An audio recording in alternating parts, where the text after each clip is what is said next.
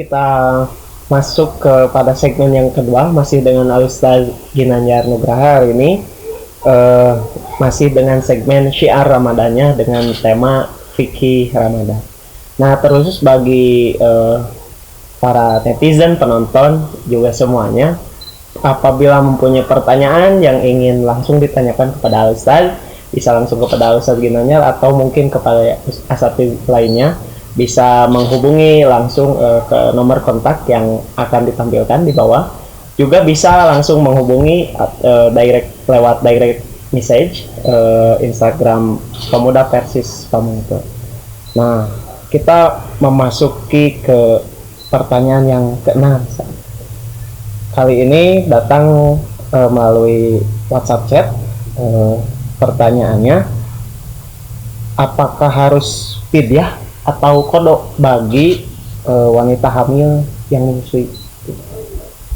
Ini pertanyaan yang menarik ya, karena memang banyak perempuan itu selalu hampir tiap tahun mungkin jadi persoalan, yaitu bagi orang yang hamil, kemudian juga bagi orang yang menyusui. Apakah mereka itu ketika tidak mampu saum itu apakah wajib fidyah ya, ataukah mereka itu wajib qada? Kalau kita kembali kepada dalil, a'udzubillahi minasyaitonir rajim, faman kana minkum maridan aw ala safarin fa iddatun min ayyamin ukhra wa 'alal ladzina yutiqunahu fidyatun ta'amu miskin. Nah, di sini disebutkan bahwa pada awalnya faman syahida minkum asyhara falyasum. Jadi barang siapa yang hadir pada bulan Ramadan, kalau di sana syahidah itu hadoro ya, pada bulan Ramadan, maka dia wajib ya, syahidah minkum asyhara falyasum, maka hendaklah dia saum. Jadi ketika hadir bulan Ramadan, maka azimahnya atau kewajiban asalnya semuanya itu wajib saum, baik itu bagi laki-laki ataupun bagi perempuan yang dewasa. Nah, kemudian pamangkana minkum maridon aw ala safarin. Nah, di sini kemudian dikecualikan ya, ada rukhsah bagi siapa, yaitu bagi orang yang sakit. Pamangkana minkum maridon, orang yang sakit, kemudian orang yang safar, faidatum, maka itu dapat diganti pada hari-hari yang lain. Maksudnya itu ketika dia berbuka, gitu. Ketika dia berbuka maka dapat diganti. Nah, di sini jelas bahwa ilatnya itu bagi orang yang sakit dan bagi orang yang safar. Kemudian dalam hadis yang lain itu, yang wajib qada itu berdasarkan hadis-hadis itu ada bagi perempuan yang haid. Kalau perempuan yang haid ini malah bukan lagi jadi rukhsah, tidak boleh, bahkan tidak boleh jadi mani. Jadi tidak boleh ketika dia haid atau nifas, karena hukum nifas disamakan dengan hukum haid ya, karena keluarnya darah tadi itu. Nah, maka kewajibannya itu adalah kewajiban untuk mengkodok, bukan fidyah. Adapun bagi fidyah ini khusus bagi orang yang mutik. Wa 'alal ladzina yutiqunahu fidyatun ta'amu miskin. Itu orang yang payah ketika dia akan saum, bahkan mungkin bisa jadi tidak mampu saum. Nah, di sini memang perlu tafsir atau penjelasan. Nah, kembali kepada pertanyaan terkait dengan menyusui dan juga orang yang hamil, ini tidak ditemukan dalil yang khusus bahwa ini menjadi sesuatu ilat yang menjadikan dia itu apakah kepada kodok ataukah kepada fidyah. Gitu. Jadi tidak ditemukan dalil yang khusus. Adapun dalil-dalil yang dalam Al-Quran ini sudah jelas ilat-ilat. Nah, paling mungkin lebih dekat kemana gitu. Nah, jadi perlu tafsir sebetulnya. Nah, tafsirnya bagaimana? Jadi ada beberapa keadaan bagi orang yang murdi ya, bagi murdi itu orang yang hamil, kemudian murdi itu orang yang menyusui ya, maaf. Kemudian yang hamil ini ada beberapa keadaan. Pertama adalah keadaan di mana si orang yang hamil dan menyusui ini mampu untuk saum. Ketika dia itu mampu saum, maka tetap dalam keadaan azimah. Faman syahida minkum asyhara falyasum. Jadi dia tetap wajib saum. Kemudian yang kedua adalah ketika orang yang hamil menyusui ini kemudian dalam keadaan sakit. Nah, kalau dalam keadaan sakit berarti dia kemudian dia memilih untuk berbuka ya, maka kewajibannya itu bukan fidyah, tapi kewajibannya adalah kodok. Kenapa kodok? Karena dia termasuk orang yang sakit. Jadi sebetulnya orang yang hamil ini tidak bisa disebut sebagai orang yang sakit secara asal. Kenapa? Karena pada dasarnya orang yang hamil itu kan bukan penyakit ya. Kehamilan bukan penyakit. Kehamilan itu bukan penyakit gitu. Jadi tidak bisa disamakan langsung. Jadi perlu tafsir hukumnya. Nah, yang ketiga itu apabila dikhawatirkan. Nah, ada yang dipastikan lemah ya. Misalkan kalau saum itu bisa jadi lemah kandungan misalkan ya. Ini berarti harus pertimbangan medis ya. Atau memang pertimbangan diri sendiri yang memang payah sekali kalau misalkan saum. Kemudian berbuka ya. Nah, besoknya misalkan tidak saum misalkan ya. Karena berbagai pengalaman, karena tiap perempuan berbeda ini keadaannya. Nah, kalau misalkan khofata dalam keadaan kekhawatiran tadi itu ya, payah kemudian ya, kalau saum kemudian juga khawatir terhadap kondisi janin, maka ini dikategorikan lebih dekat kepada mutik. Jadi kepada mutik ketidakmampuan ini itu atau payah. Nah, karena lebih dekat kepada mutik, maka hukumnya ketika alasan dengan demikian, alasan yang tadi, maka lebih dekat ketika dia tidak berpuasa atau berbuka atau tidak berpuasa, maka lebih dekat kepada fidyah. Ya, lebih dekat kepada fidyah. Jadi perlu tafsir terkait dengan hukum orang yang hamil kemudian menyusui kemudian tidak saum ya. Jadi bisa jadi juga atau misalkan dalam orang yang menyusui dalam keadaan haid, berarti yang mana? Haram saum. Ketika haram saum kemudian wajib diganti pada hari yang lain. Berarti itu maksudnya qada atau fidyah? Qada. Masuknya kepada qada. Jadi perlu tafsil gitu. Jadi tidak bisa disatukan hukumnya. Jadi perlu tafsil. Bisa jadi dia itu qada, tergantung ilatnya apakah dia dalam keadaan safar. Nah, dalam keadaan safar musafir misalkan, itu bisa juga orang yang hamil menyusui ini kalau dalam keadaan musafir berbuka, tapi ilatnya bukan semata karena dia hamil atau dia menyusuinya, tapi ilatnya itu karena dia melakukan safar. Kemudian atau bisa jadi juga sakit, bisa juga dalam keadaan haid, bisa juga tadi misalkan dalam keadaan payah untuk saum. Jadi tergantung ilatnya, kembali kepada kaidah al-hukmu yaduru mal illati wujudan wa adaman. Jadi hukum itu tergantung daripada ada dan tiadanya ilat. Adanya ilat maka adanya hukum, maka tidak ilat maka tidak ada hukum. Jadi kalau ada ilat misalkan sakit, maka berarti qada. Kalau ilatnya misalkan karena haid, berarti konsekuensinya adalah mengganti qada. Kemudian kalau misalkan tadi ketidakmampuan untuk saum ya, kelemah misalkan gitu. Nah, ini berarti konsekuensinya kepada fidyah. Jadi itu terkait hukum, terkait dengan jadi tafsil hukumnya itu. Jadi perlu penjelasan lebih rinci. Jadi apa ilatnya? Jadi pada dasarnya sama saja, tapi tergantung pada ilatnya. Ya, tergantung ilatnya. Jadi pada dasarnya menyusui, hamil dan menyusui itu bukan ilat tersendiri. Pada dasarnya secara asal tetap kepada azimah, wajib untuk saum. Ada kalanya dalam keadaan sakit, ada kalanya dalam keadaan safar ya. Ada kalanya juga dalam keadaan mutik, ada kalanya juga dalam keadaan haid ya, gitu. Atau juga dalam keadaan nifas. Jadi tergantung dari ilatnya. Jadi tergantung ilat, maka hukumnya pun berbeda. Ilatnya berbeda, maka hukumnya pun berbeda. Tapi hamil dan menyusui itu sendiri bukan ilat tersendiri, bukan ilat tersendiri. Jadi perlu tafsil tergantung ilat yang sudah ditentukan oleh syariat, khususnya berdasarkan surat Al-Baqarah ya, tadi 184 ya, kemudian juga berbagai keterangan hadis-hadis yang lain. Barakallahu li wa lakum.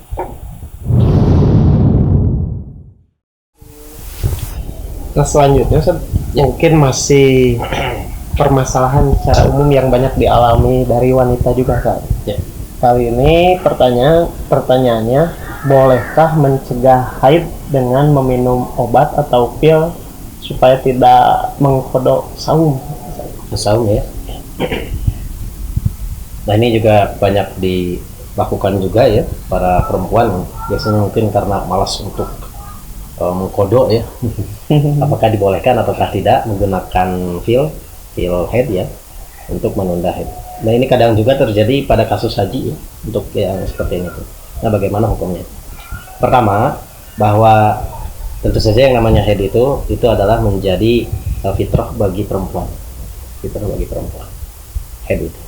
Nah, yang kedua, asal dalam segala sesuatu itu asalnya adalah boleh. Asalnya adalah boleh. Jadi al aslu fil asyai itu al ibahah, jadi boleh. Nah, terkait dengan masalah bolehkah menunda head ya, menunda head itu dengan pil penunda head itu untuk saum itu supaya nanti tidak dikodok. Nah, ini memang belum diatur di dalam syariat itu. Kalau tidak diatur di dalam syariat, maka berarti asalnya itu adalah boleh.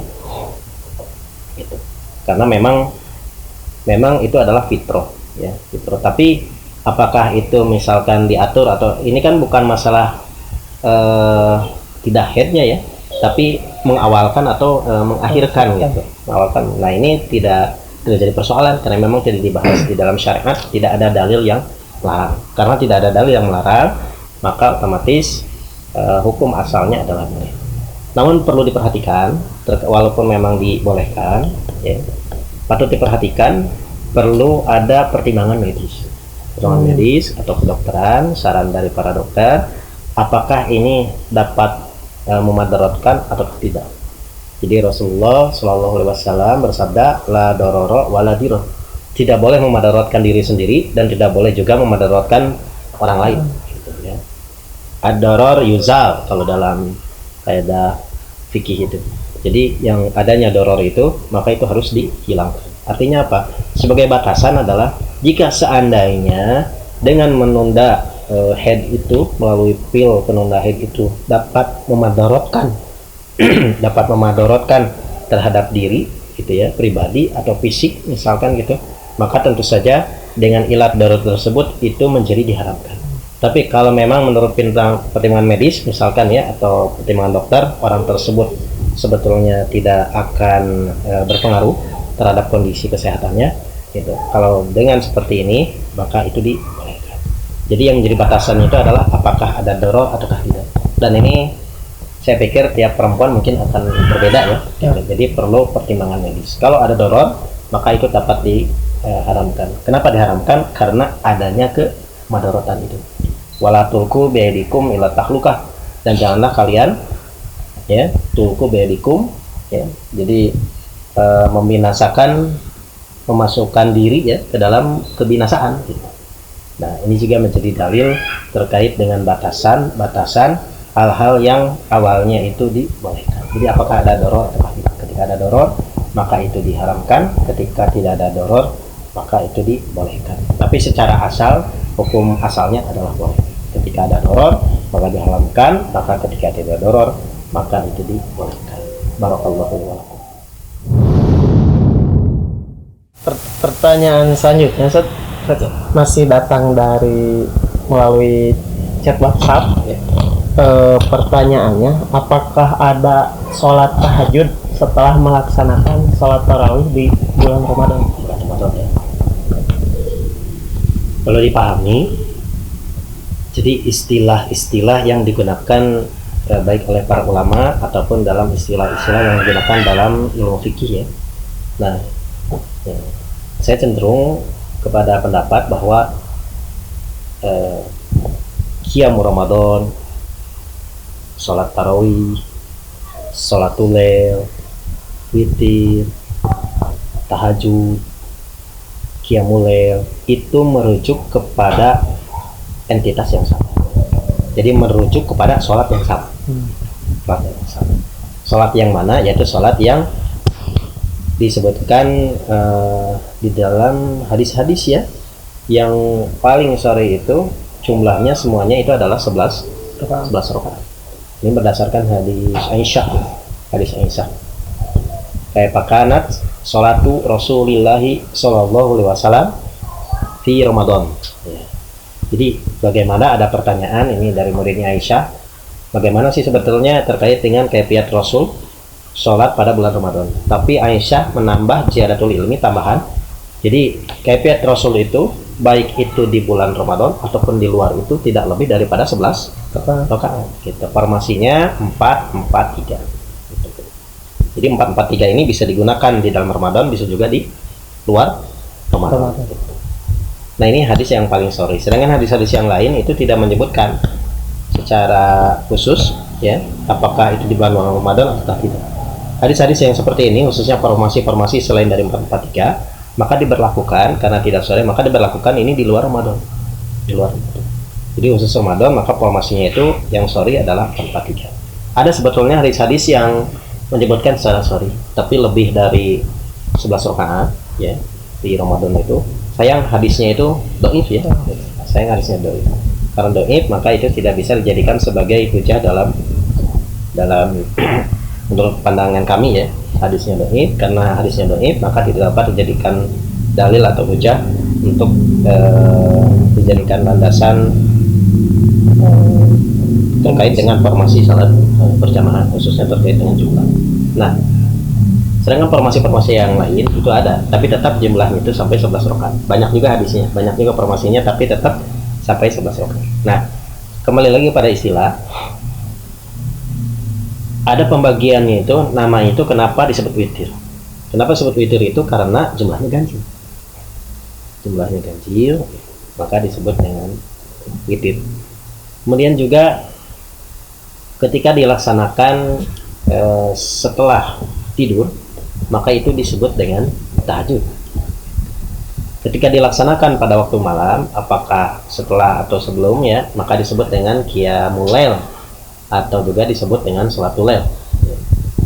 Adapun ketika pada bulan Ramadan, maka disebut dengan sholatul tarawih. Ya, sholatul tarawih itu karena memang biasanya kebiasaan, bukan jadi dalil ya. Kebiasaannya itu para salafus saleh itu jadi beristirahat dulu, 4 istirahat. Kemudian jadi ada selang dulu. Nah, itu tarawihnya itu di sana. Nah, ada juga yang menyebut dengan qiyamul Ramadan. Kenapa disebut dengan qiyamul Ramadan? Karena memang man qoma ramadhana imanan wa ihtisaban itu, jadi yang menghidupkan Ramadan itu ya, menegakkan Ramadan itu imanan wa ihtisaban itu ghufira lahu ma taqaddama min dzambi, yang Allah akan menjamin akan jika dilakukan secara ketakwaan dan ikhlas ya diampuni ya dosanya itu.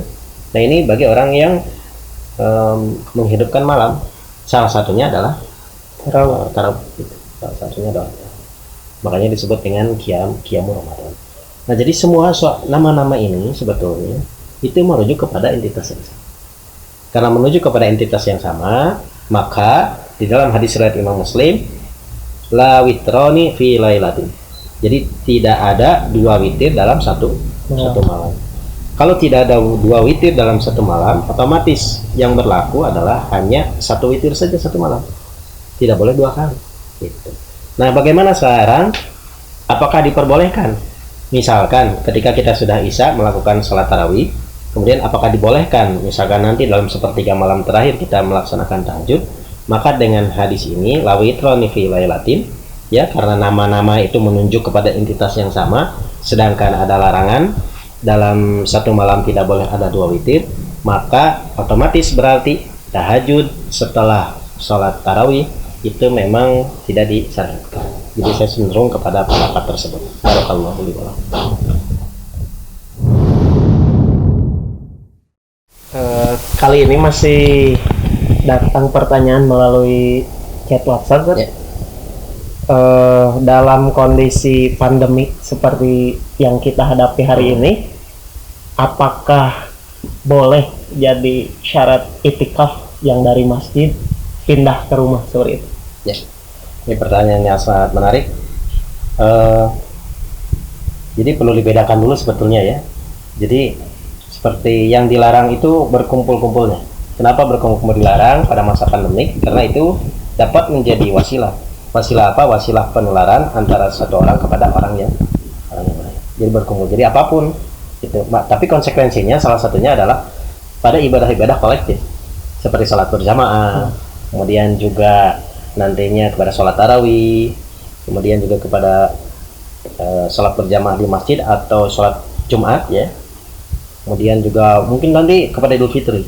Nah, salah satunya juga kepada itikaf, karena itikaf itu biasanya suka lebih dari 1 orang ya, itu terkait dengan itikaf ini dan berkumpul di masjid jami. Nah, itu ya perlu dipahami. Yang pertama bahwa syariat itikaf itu hukumnya adalah sunat muakkad, jadi bukan wajib, hukumnya adalah sunat. Kemudian yang kedua, dari berbagai dalil-dalil yang ada, bahkan ini sampai mencapai ijma ya, ijma para ulama, bahwa tidak ada itikaf ya kecuali di masjid jami. Dalam hadis surat Imam Abu Dawud itu, la itikafa illa fi masjidin jami'in. Jadi tidak ada itikaf kecuali pada masjid jami. Artinya memang harus di masjid itikaf itu. Berarti kalau di luar masjid maka itu menjadi tidak sah. Jadi ini menjadi syarat sah. Syarat sah itikaf itu mesti di masjid gitu. Kecuali memang ada keperluan ya. Dalam hadis-hadis yang lain itu kalau ada yang keperluan yang manusiawi ke WC misalkan ya, maka itu diperbolehkan untuk keluar dari masjid dan rukhsah-rukhsah lainnya. Nah, jadi memang ini menjadi syarat sah. Kemudian bagaimana dalam kondisi pandemik ya gitu. Dalam kondisi pandemik. Nah, kalau seandainya memang tidak bisa dilaksanakan di masjid ya, maka tidak bisa dilaksanakan di rumah. Kenapa? Karena ini kan sifatnya sunat. Kalau sunat kan sifatnya pilihan. Berbeda misalkan dengan sesuatu yang wajib. Misalkan kalau tidak bisa wudhu, apa solusinya? Tayamum. Seperti misalkan orang yang nakes ya, atau tenaga kesehatan yang tidak bisa membuka APD-nya itu, misalkan kan itu kesulitan untuk berwudhu. Ini solusinya apa? Maka solusinya itu adalah dengan cara tayamum. Kalau seandainya tayamum tidak bisa bagaimana? Apakah dihilangkan tayamumnya? Tidak. Kenapa? Karena kita kan diperintahkan untuk tayamum. Makanya disinilah ada kaidah istitoah, mastata'tu. Kenapa ada kaidah istitoah? Karena ini terkait dengan sesuatu yang wajib. Tapi kalau sesuatu yang sunat, ini tidak ada mastata'tu, ya. Apa? Karena masih ada pilihan. Pilihannya apa? Bisa dikerjakan, bisa juga tidak. Berbeda dengan kasus yang wajib. Kalau yang wajib memang sebisa mungkin. Makanya istitoahnya bagi orang yang APD itu yang tidak bisa dibuka ya, misalkan yang kesulitan untuk berwudu, maka boleh tayamum. Dan tayamumnya boleh tanpa membuka. Tanpa membuka. Dan peralatan lengkap. Ya, peralatan lengkap tanpa membuka, kemudian juga tanpa langsung sholat setelah itu. Nah, ini sekali lagi karena tidak ada itikaf, karena masjid jami itu adalah syarat sah daripada itikaf, maka di luar masjid maka itu menjadi tidak sah. Tapi kalau mau sekedar ihya ulail ya silakan. Ya kalau ihya ulail itu berarti menghidupkan malam ya dengan ibadah. Gitu. Kalau itikaf kan berarti secara keseluruhan dan ini mesti 10 hari ya full penuh. Gitu. Kalau sebagian itu hanya itikaf secara bahasa saja, bukan itikaf secara syar'i. Oh ya, sekali lagi jawabannya secara tegas kesimpulannya bahwa bagi yang memang dalam kondisi pandemi dan tidak bisa dilaksanakan adanya masyakoh, tidak bisa dilaksanakan itikaf itu di masjid, maka tidak bisa dilaksanakan di rumah. Sudah saja berarti tidak ada syariat itikaf. Mungkin itu saja yang dapat disampaikan, mudah-mudahan bermanfaat. Barakallahu li wa lakum. Nah, mungkin ini bisa jadi pertanyaan yang terakhir bagi segmen kedua kali ini. Kali ini pertanyaan datang dari Fahrian. Mungkin akan kita putar videonya.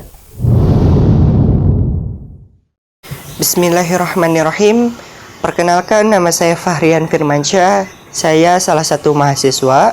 Saya ingin bertanya, dalam keadaan darurat, salah satunya wabah pandemi COVID-19 ini, khususnya di zona merah, apakah ada penambahan lafaz shollu fi buyutikum atau tidak?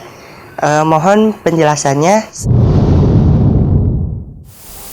Nah, kalau bisa kita review sedikit yang jadi pertanyaan dari Kang Fahrian ini, dalam masa pandemi seperti hari ini, apakah perlu menambah lafaz adan dengan lafaz shollu fi buyutikum atau seperti apa?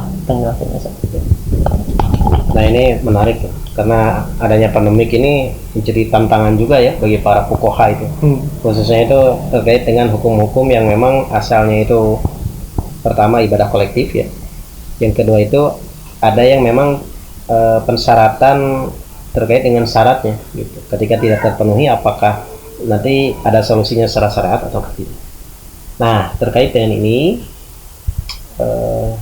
shollu fi buyutikum, kemudian ada shollu fi rihalikum.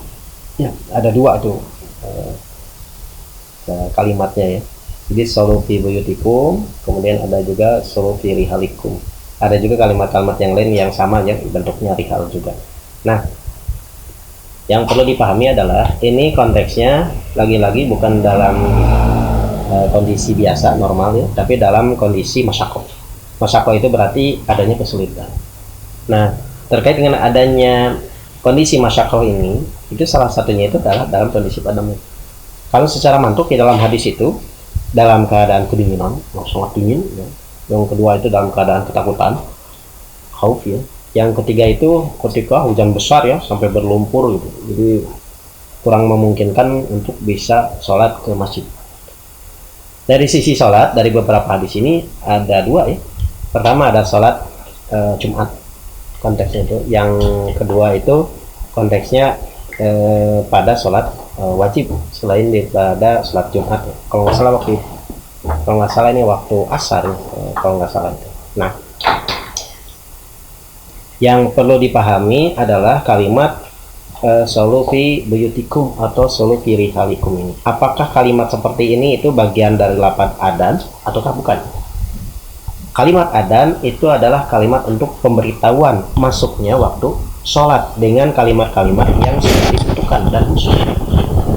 Nah, karena seperti ini ya maksud, maka ini menjadi sedikit dalalah juga bahwa memang solu fi buyutikum atau solu fi rihalikum itu tidak termasuk sebagai suatu yang ta'abudi atau bagian daripada lafal adzan.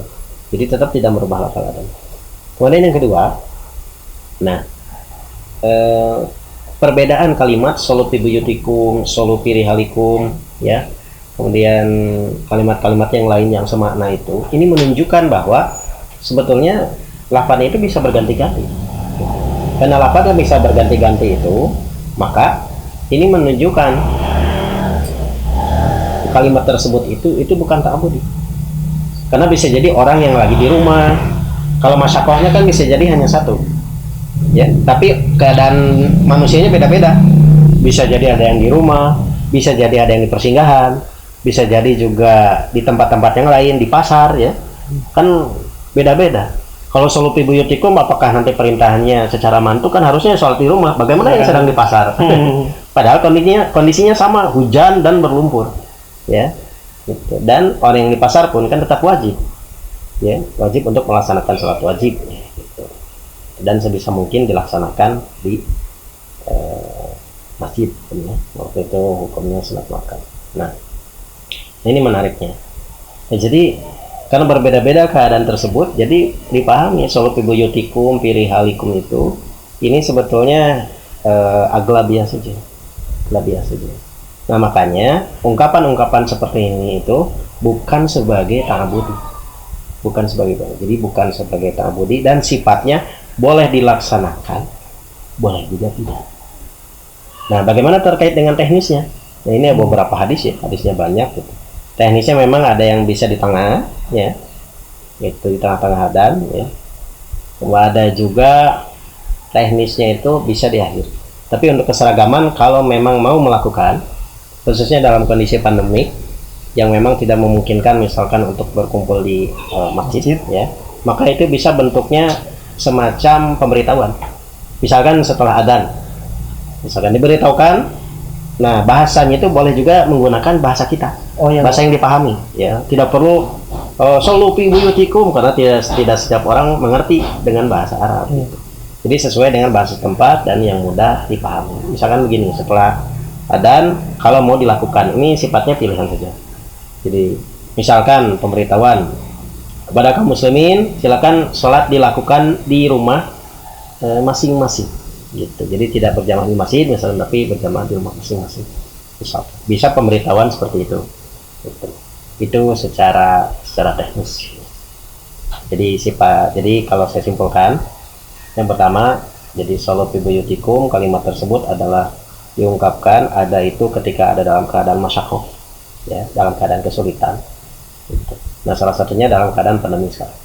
Kemudian yang kedua itu maksud dari solu fi buyutikum itu atau fi rihalikum itu bukan suatu yang lafadznya bukan suatu yang ta'abudi, jadi harus perhitung kan gitu.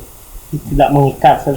Jadi bisa dengan menggunakan bahasa kita yang dipahami. Jadi sifatnya sebetulnya pemberitahuan, iklam ya, gitu. Pemberitahuan. Kemudian yang lainnya, itu boleh dilaksanakan, boleh juga tidak, silakan, itu pilihan. Dan yang keempat itu bisa dilakukan di tengah, kemudian bisa dilakukan juga dilaksanakan setelah ada Di ujung. ya, di ujung. Tapi lebih baik mungkin supaya tidak ini mungkin setelahnya saja, setelah ada diberitahukan setelah la ilaha illallah kepada kaum muslimin gitu. Sholat berjamaahnya tidak di masjid tapi dilakukan di rumah karena dalam kondisi pandemi misalnya, itu bisa pengertiannya dilakukan lafalnya dengan lafal seperti itu. Barakallahu li wa lakum. Nah, mungkin untuk kali ini cukup sekian Ustaz untuk segmen kedua. Tapi sebelum kita tutup, apakah mungkin ada semacam closing statement kah atau pesan-pesan yang ingin Ustaz sampaikan? Pertama, dalam kondisi pandemi ini ya, tentu saja bagi kaum muslimin sebisa mungkin memang menjaga diri ya.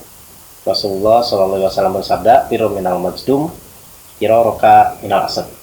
Jadi hendaklah kalian itu, ini sebagai sebuah ikhtiar ya, hendaklah kalian itu menjauhi orang yang punya penyakit menular, ya, majdum, gitu. Firaraka minal asad. Gitu. Jadi sebagaimana engkau itu lari dari asad. Asad itu dari singa ya, dari singa. Jadi sebisa mungkin kita berikhtiar, apakah dengan physical distancing, kemudian juga dengan sanitizer dan lain sebagainya. Menekankan bahwa ini juga sebetulnya bagian dari syariat dan yang diperintahkan oleh Rasulullah SAW ya, dan tentunya juga ada di dalam Al-Quran supaya kita tidak memasukkan diri kita di dalam kebinasaan. Yang kedua, walaupun dalam kondisi seperti itu tetap harus sesuai dengan syariat ibadah itu.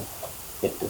Jadi jangan sampai kita melakukan suatu yang merubah kaifiat ibadah, membuat kaifiat ibadah yang sebetulnya solusinya itu sudah ada di dalam syariat, apalagi hanya berdasarkan akal pikiran ya. Tentu saja ini diperluas dalam kerangka istihadi tentu saja.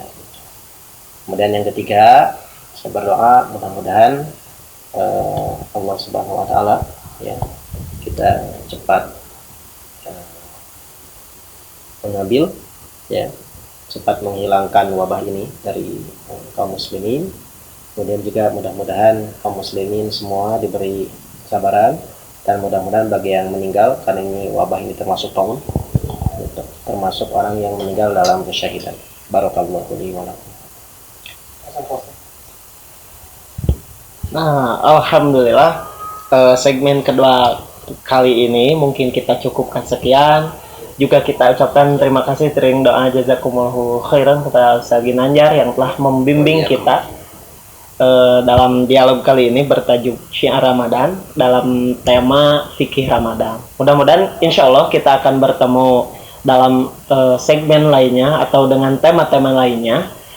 Juga kepada kawan-kawan ikhwan fillah yang mempunyai pertanyaan yang ingin langsung ditanyakan kepada para asatidz kita, bisa langsung menghubungi nomor yang tertera atau mungkin bisa mengirim pesan melalui direct message Instagram kita pemuda versi Pamengpeuk. Juga jangan lupa untuk like, share, and subscribe channel kita di YouTube, yaitu Madinah Persis TV Channel. Insya Allah kita akan bertemu kembali di bisa menonton kajian Qobla Maghrib, juga Ba'da Subuh, atau kajian dengan tajuk lainnya. Akhirul kalam, Rabbana atina fid dunya hasanah wa fil akhirati hasanah wa qina azabannar. Ana muslimun qabla kulli syai'. Assalamualaikum warahmatullahi wabarakatuh.